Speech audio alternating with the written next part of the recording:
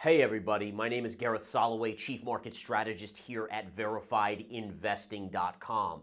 My job today is to bring to you some things you may not know, and I think this will make a difference in your thought process. So if you look at one side where everyone is bullish, everyone is saying the Fed is saying no recession, everyone is saying soft landing, we're going to see more money printing, everything's going to continue to go up in the stock market, that's one narrative. My job here is to give you a two-sided picture, and that's the goal in this video. So quickly, let's take a look at this right here, and I want to show you this. So right here is something that I came across, and it's something very, very interesting. And it says, cost of betting on a stock market crash is cheapest since 2008. Essentially, it says down here, an unusual mix of low implied equity volatility, falling correlation, and high interest rates is helping to make the S&P 500 puts especially cheap. So what does this mean? Well, it means that this is the cheapest time to buy protection or to buy puts that the market will go down. And again, with puts, remember, when you buy a put, it means that if the market goes down, you make money. And the reason why this sticks out to me is that look at the date, 2008.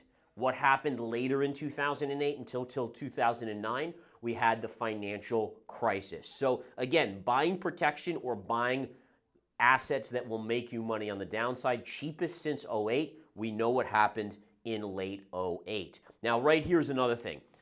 Dow clinches longest win streak in more than 35 years. Here's what that might mean for U.S. stocks and the economy. The reason I'm bringing this to your attention is 35 years ago, when was the last time the Dow had a 13-day win streak? And right here, January 20th, 1987. Well, we know what happened later in 1987. We had a stock market crash. So again, by no means does this make me think that history definitely will repeat itself, but I think it's a warning sign. It's something that says, hey, maybe we shouldn't chase the market. Maybe we shouldn't be all in bullish. Maybe we should hedge our bets here a little bit, because ultimately these signals are telling us to, in my opinion, be a little careful. Now, I want to walk over here, folks, and I want to tell you guys about something else. So check this out, guys. I had to bring this up. I think it's fascinating. Look at this. This is from 2008, January 17th.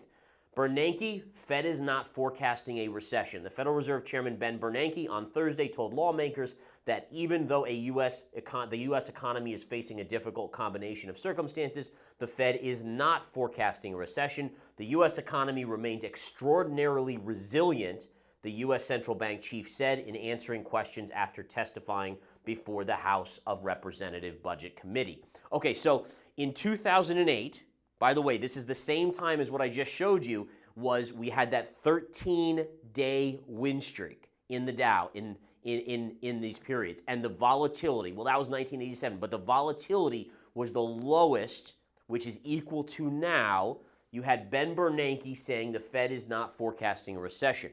Well, take a look at just what happened yesterday. Powell says Fed staff is no longer forecasting a recession. All right? So not only is the volatility for buying puts, or the price of puts, as cheap as it was in 08, the same time as Ben Bernanke said this, but you also now have a parallel with puts being equally as cheap and the Fed saying this. Throw into the mix, and I'll flip over here to end this thing, throw into the mix that the Dow has had the longest win streak since 1987 when you had a crash. And to me, it doesn't necessarily mean it's going to repeat, but it certainly makes me aware that something could go amiss here. Right? Everyone is saying it's going to be kumbaya, we're going to be all just relaxing. Heck, they're even talking about aliens now. So again, maybe think about being a little bit more careful, being a little bit more cognizant. Look at both sides of the picture. You look at both sides, what I'm saying, what I've been saying, what everyone else is saying. You want to go bullish and go long with all the money, that's your prerogative. But my goal, again, is to give you a balanced picture by putting out the other side of the argument for you guys. You guys have a wonderful time. Come follow me on Twitter, on YouTube. Go to verifiedinvesting.com and find me there as well. You have a wonderful rest of your day.